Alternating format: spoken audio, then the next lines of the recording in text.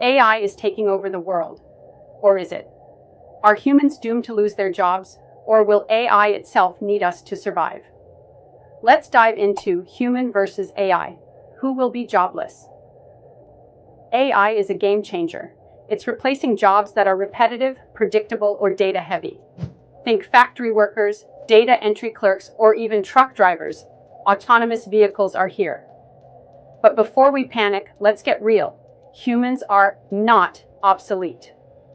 Humans have what AI doesn't: creativity, empathy, and complex decision making. Jobs like healthcare, art, leadership, and innovation, safe for now. Let's not forget, AI needs humans for programming, ethical monitoring, and maintenance. Here's the twist: AI won't just take jobs, it'll create new ones. Think AI engineers, robot trainers, and ethical AI consultants. The future isn't about humans vs AI, it's about humans with AI. Here's the reality: humans who adapt will win. Reskilling, creativity, and teamwork with AI are the keys.